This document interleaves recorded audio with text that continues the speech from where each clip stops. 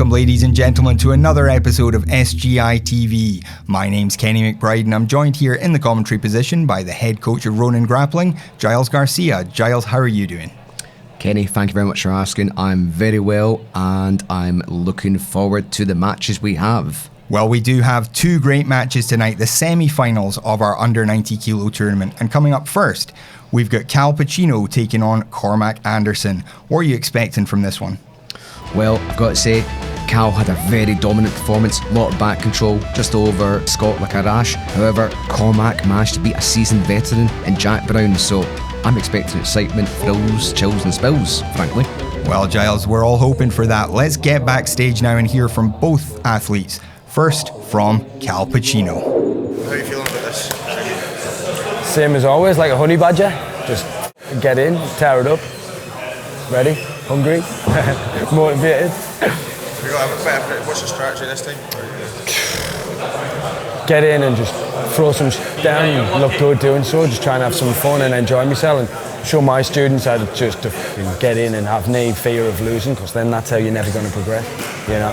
Whereas if you try and tailor-made and try and have all the variables so you can win whatever, you just get in and have a fight, and if you do well, and if you lose and anyone else thinks any differently, it's all about competing because it's a journey, it's about getting better, so trying to set the example. Yeah, I'm excited. I've never faced Cal Pacino before, so I'm super happy. And he's the next MMA fighter, so it should be a fun, exciting match. Should be really good. And what have you got a strategy in this? What do you think? Yeah, I'm normally very fast-paced. I normally go for submissions, but I also like positions where I can hold them and keep someone down and control them and lead them to that submission. But the goal's still the same as always: mount or the back. Where do you think the challenges lie with you? I think he'll be very unpredictable. I think he'll try and throw something out or throw a quick submission on. So I've just got to make sure I stay focused at all times throughout the match. How are you feeling? Oh yeah, I'm buzzing. I'm ready to go. Like, I've been waiting an hour and a bit now, and I just want to get back on the mats and show everyone out there a good show and a good time. Well, Giles, great to hear from both athletes there. Both of them keen to put on a show here. Yeah, I've got to say, they both seemed in their pre-fight interviews very jazzed about this match. Obviously, Cal, as usual, exuberant self, excited, and Cormac indeed is. He seems pretty keen to have a tangle here with Cal. So, yeah. Now, Cormac mentioned the MMA experience that Cal Pacino has. What difference does that make to the style of grappling that a grappler has? Well, I would say when you transition from MMA into grappling, you tend to be a little bit more aggressive, push the pace a little bit more, a great deal more athleticism, and your standing grappling tends to be a little bit better as well. Pure jiu-jitsu folk tend to do a little bit more of, I'm going to sit down, pull guard and have a little lie down, but a lot of MMA guys are typically more wanting to push the pace and really go right in for a kill, so to speak. Yeah, having said that though, drag team down in Wales there, they really have been working a lot on their wrestling recently. That stand-up is becoming so much more important across the jiu-jitsu world. Well, I think it's safe to say that jiu-jitsu has become more and more prominent throughout the world, but also it's permeated into other styles of grappling. For example, you now see New Wave bringing in some foot sweeps, some elements of no-gi judo. There's guys like Sato Ishii, for example, bringing stuff to New Wave in terms of judo. A lot of wrestlers coming in now. You've got NCAA Division 1 wrestlers coming into IBJJF tournaments at Blue Belt and absolutely melting folk.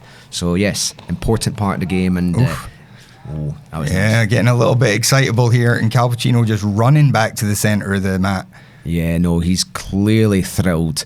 And he's in his element now. He's obviously looking to tussle and grab a hold of something and bring it to the floor, I think. Head to head there. Oh, strong collar tie right there, looking for that snap down. I think he's looking to get a little reaction at Cormac. If Cormac postures up too stiffly, then Cal's going to be on that leg before you know it. Yeah, watching these exchanges reminds me why I pull guard in every single exchange. I've got to be honest, there's some times where I'm doing a wrestling class and I feel fragile. I was like, you know what, I'm just going to sit down, guys. I'm done. I'm almost coming into my 40s, and I'll leave the wrestling to the younger guys. And again, there's an awful lot of this exchange where they're both seeking dominant head position. You see, for example, Cormac was trying to get hit top of his head into the side of Cal's neck and face, trying to get dominant head posture, but Cal is not letting that happen. They're really getting head to head here. They're almost going to watch for a headbutt here. Yeah, well, hopefully we don't see aggressive collar ties like Paul Harris back in ADCC 2011, classic, smacking Andre Galvao in the back of the skull with a big club of a fist. But the referee here, Marcelo Copa, will of course be keeping a close eye on it and will intervene if he thinks they're roughhousing a bit too much. Yeah, Cal looking for the shot there, but yeah. Where are we going here? So that was a strong underhook with the left arm by Cal. However, Cormac was seeking to turn that into a potential hip throw or possibly even a little sweep there, but back up standing. Once again, both guys going for those heavy snap downs. Yeah, heavy snap down, seeking a good strong underhook as well was Cal with the right arm there. A little game of mercy as well. Seeing who blinks or who gives up first. And again, a lot of pummeling for inside position. And Cal down on his knees for a moment there, but popping right back up. Yeah, again, Cal's pushing the pace. He was seeking a takedown there. Ended up his knees. Cormac's doing a pretty good job of staying on the feet there. But again, you have to consider they've both been tussling. Oh, and there's a single leg there. But right out, and Cal looks absolutely thrilled, telling the crowd to amp up a little bit. Clearly very excited. Yeah, it's good to have someone with a bit of personality out there like Cal Pacino, though, isn't it? Yeah, well, we don't want the sport to purely appeal to the dry purists. We want this to be more of a spectator sport, if possible, and showcase just how. Shooting right off the mat, but again, just Cal Pacino just marches back to the centre. Yeah, no, again, Cal's MMA route showing. He's really aggressively pushing. He's really trying to make Cormac buckle here, but Cormac's not accepting it. And this is very different from what we saw from both guys in the first round. Both matches were almost entirely conducted on the mat.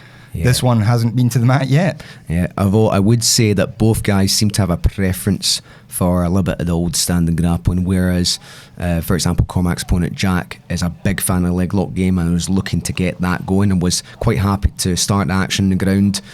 And Scott McClellan, Cal's previous opponent, again, I think he was looking to get more into a pure jiu-jitsu sort of style battle. But both of them here, they're a good fit for each other. Yeah, this it's a tough one for the judges, though. How do you judge a match where the guys never reach the ground? Well, having refereed one of these events before, I would say the main thing they're looking. Almost taking out our cameras there. I know. The main thing they're looking for is obviously the submissions and how close they are. But if that doesn't work, then anything that pushes the action and puts our person in the back foot on a convincing manner. And on that note, got that nice single leg. Is he going to be able to get Cal Pacino? No, he can't. Really good takedown defense, which again is a very important skill in MMA. Yeah, not ending up on the floor and then getting your face caved in is quite important in MMA, so I'm told. But again, excellent poise and balance from Cal there. Cormac, although very quick to grab the opportunity, just couldn't seal it. And again, head to head, they're both really hunting now. Not very long left in the match either. If we're going to get to the mat and get to a submission, it's going to have to be pretty quick. Well, you know how it goes, Kenny. These things can change in the blink of an eye. One sudden movement and it's all over. And again, they're still seeking dominant head position. Oh, Cal's really trying to get it going now. You see that overhook front? Oh, they're at the edge of the mat now. Cal Pacino perhaps missing the cage to keep them going. And that was a nice little knee tap there from Cal. Cal looking to wrap up the front face lock. Loses it. Almost gets the trip. And Cormac shoots, sprawls out. Tries to roll around to the back, can't quite get there. And both guys are just really hungry now. They can scent blood in the water. Just attempt after attempt. And the crowd is clearly enjoying this. nose to nose. Yeah, and this is tough in the old face as well. So these guys are clearly just determined to grind it out and seek an opportunity and grab it with both hands. Perhaps literally. Oh, Cormac gets on the front face lock this time. Yeah, that was a good sprawl there by Cormac. Cal pushes him off pretty quickly though. There's Cormac back in on the single leg. Yeah, but he's got to watch that he doesn't immediately get guillotined if Cal can bring it to the floor. Oh, and we're off the mat again. But that is time. Oh, That is time. Well. Yeah, how do we judge this one, Giles? I mean, this is a difficult one for me. I would edge it towards Cormac simply because I saw more takedown attempts that did put Cal in some danger of being taken to the mat. But then Cal also had takedown attempts of his own, and also there was a guillotine towards the end, or a guillotine threat, I would say. It wasn't fully locked in, it was still quite loose, but I would edge this towards Cormac. After the event, we go to the judges' scorecards. Judge number 1 scored us favouring contest in the red corner. Judge number 2 scored us contest in favour of in the blue corner. And judge number 3 has scored us contest in favour of your winner via split decision in the red corner, Cormac! Oh, there, yeah. Cormac Anderson with a split decision. I mean, a really tough one for Cal Pacino. He fought hard. Really wasn't in any significant danger at any point. Neither was Cormac, though. No, I mean, we have to remember, though, Cal was giving up an awful lot of weight. What, about 12 to 13 kilos? Did an excellent job of stuffing a lot of takedown attempts, but he was in danger. Recap what happened there. We had a really good back and forth match. Loads of standing exchanges. Cormac shooting at me trying to shoot at him. A lot of physical snap downs and pushes. Fuck the crowd going, innit? It was unreal. The state of us. Felt like I'd been in a street fight with a crackhead or something, you know what I mean? I was like that. Hard as fuck. He's a man, honestly. And I knew it would be against him. I've got a lot of respect for his team, you know what I mean? With a lot of our guys have fought a lot of guys. Ash has fought my coach a couple of times. And I've got Tom on the show soon. And so I've got a lot of respect for them guys. Anyway, it's the first time I've actually spoken to Cormac in person, but I did try and get you into the tournament on my event in Sunderland, if I believe so. So that was the first time when I'd seen, and he was on my radar, so I was looking at him, like, as I say, I offered to step in and fight Andrew Marley today and just do a super fight. 80 kilos, I was 75 this morning, but as I say, the opportunity come up, instead of fighting Andrew Marley, they said, would you fight in this tournament? And there was Cormac and John Hathaway was meant to be in it, so I was like, if I'm coming down for a trip, I may as well try and fight the best people about.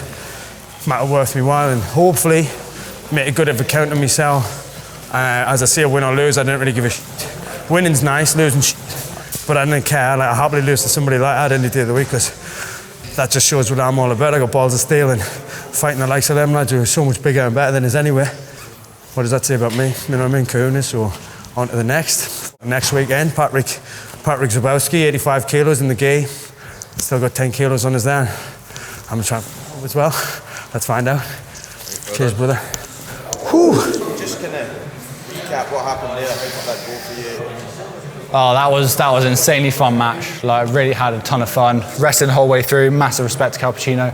That was probably, if I had to see what match I'd won at the start, that was it. It was so much fun. It turned down to whoever got the shot off at the end of the day.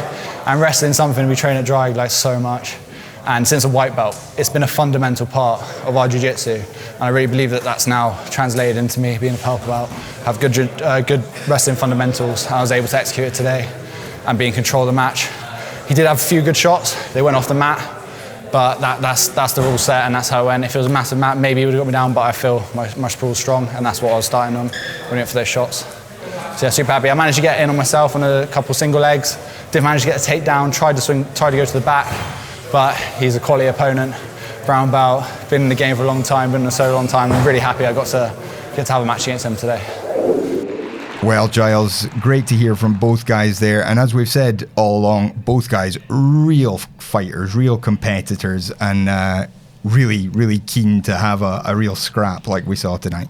Yeah, I mean, both of them were absolutely gunning for it. I know it was pretty much all on feet, but that, if you know how to grapple, that was a real battle. That was a hell of an exchange, back and forth. Well, and we know who'll be watching closely, the two gentlemen we're about to see next in our other semi-final. We're going to see Luke Johnson taking on Stephen Playfair. What are you expecting in this one? Well, obviously Luke Johnson comes from an excellent gym in Next Generation, had a really good performance in his previous match, but I would say Stephen Playfair, he was dominant in his last match all over Neil Laird's back, so this could be another real barn burner, frankly. Well, let's hear from Stephen Playfair, and first from Luke Johnson. Just tell us a bit about going through the next round, how you feeling about this, and your own opponent. Yeah, so my opponent is, I believe, Stephen Playfair, a bit of a bigger fella, MMA fighter, I believe, so I expect probably heavy wrestling, collar ties, bit of rough and tumble from him, but yeah, sound good, I feel good, you know, always breezy. Good, so so same approach then? Always the same approach. Yeah, go out there, throw sub attempts, throw shit at the wall till it sticks, innit? What's your mindset just now? I'm happy, yeah. I do this to enjoy it, man. Like, I enjoy competing, I love it. I'm best when I'm loose and I'm happy and I'm having fun, and that's all I try and do. I'm not one of these, like, get into the zone and get angry about things. I just like to go out there and do what I'm good at and have fun. That's when I think I'm best. How are you feeling about your next round and your opponent? Yeah, I mean, like I said earlier as well, I kind of take each match as it goes. Probably looking to implement a similar strategy again.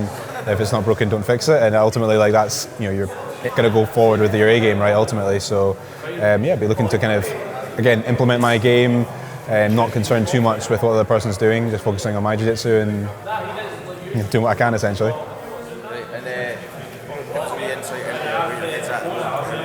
Yeah, I mean, like I've competed like hundreds of times. My shit brag I always tell to the guys is I've probably lost more first round tournaments than most people who are even entered or had matches. So I've competed, you know, hundreds of times. In this rule set, in this format, not so much, which is why I'm obviously trying to do more of them, put myself out there and do more of these kind of sub-only kind of no-gi tournaments. But yeah, I've competed hundreds of times, so to me it's relatively standard process. Get in, get the job done, get the matches done, chill, you know, just relax, and then obviously look, you know, head focus on the next match when it comes up. So it's something I've done, you know, hundreds of times before. So yeah, feel pretty comfortable, pretty happy with it. Just on to the next one, basically. Good luck. Thank you. Cheers. Well, Giles, great to hear from both guys, and interesting philosophical views from both gentlemen, both quite relaxed going into this fight. Yeah, although I suppose their approach might be slightly different. For example, Luke's saying he's looking to just throw out things and see what sticks, so to speak, whereas Stephen was quite deliberate, saying, you know, I've got a particular thing I'm going for, and by God, I'm going to go for it. So, and he's gone straight for a guillotine, I think, there. Well, he's got the right arm wrapped around, however, his left arm's just kind of tracking underhook there, and his knees popped out, but he's still in a potential position where he could get reversed here if he's not careful. Stephen's still trying to regain the head. There's all manner of head and arm chokes available. Your Japanese necktie, your anaconda, if you can pop that elbow in. The possibilities are well, they're not limitless. There are limits. There's only so many ways the human body can move, but yeah, he's certainly got some options here. Yeah, absolutely. And he's looking to find his base, and again, he's just trying to really keep control on the head there. But that's Luke coming up now, up to the top. But he's still stuck in that guillotine. Oh, that looked tight. Oh. And Luke popped his head out for a second, but he's still fending off those arms. That was a nice submission attempt by Stephen. The judges are going to take note of that. Definitely, yeah. I mean, this is Stephen Playfair throwing out submissions wherever he can there. Yeah. And I've got to say, really intelligent use of head arm control, moving back to a sort of side control position by Stephen Playfair. Really good performance from him thus far. And Luke's clearly looking to try and, well, again, throw something out and see what happens.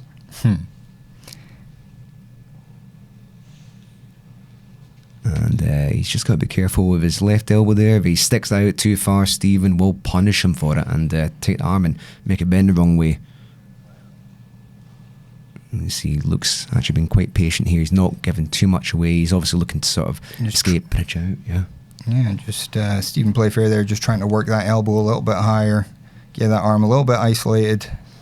And Luke's doing a really good job. He's managed to turn back in, get knees in front and replace half guard. A good guard replacement by Luke there. You see he's hunting to get an underhook on Stephen's left arm there. Stephen obviously not letting him have that and doing a good job of tracking the arm there. You see a little grip fight going on there. That's nice. Measured and controlled so far here from both gentlemen. Both just waiting for the moment they can get a sweep or perhaps a pass going. No, but yeah, Luke Johnson rolls through. Oh, maybe he almost had a triangle set up there, but couldn't quite get it. But Stephen Playfair now just dives on the back. And just like his last match, again, once he's on that back, that is him. He is set to go to work, and Luke is going to have to be very careful here. Yep, there he's trying to wrap the head now. Yeah, he's trying to make some space for his other arm to get under the chin, but Luke Johnson hand fighting for all he's worth here. Yeah, it's going to be a bit of desperate grip fighting, but Luke also will be keenly aware that if he exposes his neck and chin, lifts the chin too much, he is in a world of hurt. So he's going to be looking to track those arms and not let him get any lower than his nose, I should say. And Stephen Playfair, I mean, it's not fun there when he does those cross faces coming right across, dragging up Luke Johnson's face. It's a really uncomfortable position when somebody starts really trying hard to strangle you from the back. Yeah, although I would say that Luke is doing a good job here. He knows he's got to get his head to the floor. He knows he's got to get his shoulders off centre.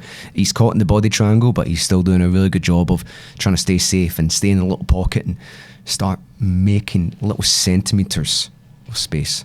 He's turning again. Is he perhaps going to try and turn in and turn to face? Yeah, he is getting in a little bit of an angle there. Yeah. But again, Steve is just relentless with the grip fighting, trying to get an arm in. You see he made a little knuckle there. He's just trying to get a little can opener style movement going underneath the jaw of Luke. Yeah, Luke mentioned a weight difference. I mean, there is actually almost no weight difference between these two. Stephen maybe looks a little bit longer, but the Luke is they're the same weight category. They're only a fraction under the 90 kilo limit. Yeah, I mean that's the thing. I've seen Stephen compete for well over a decade now, and he's always been a physically strong and imposing guy. So that's probably why Luke's mentioned that, I would imagine, because he's got that physique, he's got that build. And we started in the centre of the mats with, again, a desperate grip fight here. And again, Luke's been really careful here to not expose his neck too badly and to try and fight the hands for all he's worth. And you see Stephen there as well, just ducking his head under, keeping his head as a block between Luke's head and the mat. Yeah, because if Luke can get his head clear to the floor, then he's got the ability to turn like he's doing just now. Oh, but yeah, Stephen Playfair just scoops him back up again, turns a little bit, shifts his angle, and keeps attacking. I mean, this is a really masterful performance we're seeing from Stephen Playfair here right now. Oh yeah, absolutely. No matter how Luke's moving so far, Stephen anticipates it and is just not letting him out. For those people who might not be aware, this is exceptionally exhausting and also quite it can be quite mentally fatiguing as well, because there doesn't seem to be any way out, and the longer you're stuck in positions like this, the more it tests your mental fortitude, I would say. Yeah, and I mean, it's not to say by any stretch that Luke is not performing well. He's doing everything right. He's just not having any luck in making it work against someone who is very, very experienced at this position. Yeah, that's it. And the thing with jiu-jitsu is that it is impossible to be an absolute master at every single aspect of jiu-jitsu and grappling in general. So you'll see people who have specific... Oh, he's got that arm trapped off now. Oh, this is no fun for Luke Johnson. Now we see here... He gets it out though. Yeah, well, I would say that I think Stephen actually took the leg off, and re-triangle his legs because he was worried about losing control there, because Luke did have a little bit of scope to get his left arm free and start running away. But Stephen anticipated that and was like, nope, you're not going anywhere. Yeah, he did close up the triangle again immediately off that. You may be right. But we start back in the middle now, and only, less than 2 minutes now to go. I mean, if I was scoring this as a judge, I would obviously be giving a nod to Stephen, but we just don't know what's going to happen in the dying moments of the match. Who knows how these things go? Yeah, you never know. Luke Johnson might catch that sneaky ankle lock on from inside back control. Well, I think most people, when they start jiu-jitsu, they get warned off of that pretty quickly and then get a demonstration as to why that's not a good idea. I think it's one of the first things that happens to every white belt when they get back control for the first time. Yeah, it's one of the things you learn pretty fast. Oh, but you see Luke's doing a really good job of getting head and shoulders to the mat. He is trying to inch his way out and escape his hips out. But Stephen Playfair again just scoops under him, just brings it back. Oh. And like you said, just so dispiriting for Luke Johnson to get that close to an escape and then to lose it and be right back where he started. Yeah, and as you said, Luke is doing everything correctly. He's grip fighting the way he should be. He's not giving away anything. But Stephen's obviously just got this game nailed. Yeah, and it's hard to see anything that's going to change the tide here now. I think we have seen Stephen Playfair get a pretty darn dominant win tonight. Yeah, and it should be noted that Stevens has been hunting. But that is time. Yeah, the crowd showing their appreciation there. Really great performance from Stephen Playfair, and unfortunate for Luke Johnson. Well, I mean, at the end of the day, Luke was doing everything correctly. You cannot take anything away from him there, but just Stephen obviously has got this game down to a T. And as we get it official now from the judges. Yeah. Well, congratulations to Stephen Playfair, and now we do know what our final is going to be. It's going to be Cormac Anderson from Team Drake taking on Stephen Playfair from Playfair Jiu-Jitsu. Reflect on what happened there in the fight. Man, he came out really strong. We wrestled for a minute. He pulled, got on a nice front headlock, swept me with it, threatened a dart. I managed to kip him off, swept the top position. He re-swept me, took my back, and he was on my back for like four or 5 minutes maybe. Managed to stick it out, ruthless body triangle, really nice. Just controlled me for the better part of 5-6 minutes. Didn't ever really feel like that much danger of getting subbed, but just couldn't shake the body triangle. Like, couldn't get him off my back. His back maintenance was beautiful. It was a good match, it was fun. Yeah, nice to go out there and just test my mettle a bit and get put under pressure for a little bit. That's what we do it for, innit? At the end of the day, get better.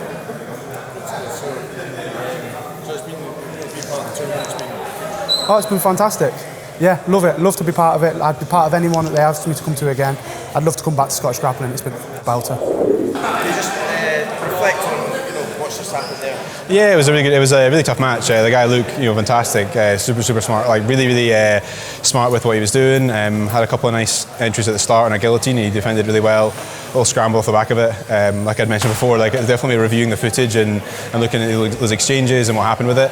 I was on his back obviously for the majority of the match and then getting the decision win. Obviously I would have wanted the submission, but again, there's a certain level of player where you can just feel as soon as you let off for a second, they're going to be escaping and working their escape. So quite a tough match. A couple of times where I had opportunity where I had the arm trapped, but couldn't quite make it happen. But all credit to him, super tough. I think my personal highlight of the part was actually off the back of the scramble, a nice pass sequence, which I was really happy with. Something I was kind of working on quite a lot, that ended up getting me towards the back. So I felt pretty happy with it. Like I say, I would have wanted the submissions, obviously. Something to kind of go and have a look at. Maybe kind of dial in some more grip fighting and a bit more control there. But against a really close matchup, super tough guy. So pretty happy with the performance with that. Magic, great. Was there anything in particular that you found surprising, challenging? No, I mean like I say, really good guys. So there's a couple of guys I've trained with that are kind of similar caliber, and you make a tiny mistake or you're off the ball at all and you're going to get reversed. Everyone's in super good shape, super good fizz. I was just saying to him, it's like makes me want to dial in my strength and conditioning a bit more, because there's certainly one of these positions where if you do make a little mistake and someone has got good S&C and good awareness, then they're going to obviously find that opening and escape. So no, overall, like I said, I look forward to reflecting on it and have a look at the study of the tape and then kind of take it from there. So Giles, that is our final in the under 90 kilo tournament set. It's going to be Stephen Playfair from Playfair Jiu-Jitsu taking on Cormac Anderson from Team Dragon Wales. How do you feel about that final? Well, I've got to say, you will not want to blink because you will miss it. Because Cormac was constantly hunting for the wrestling, the takedowns, and was clearly keen to push the pace. Whereas Stephen, more methodical, looking to get his back take, looking to dominate, control, and ultimately submit.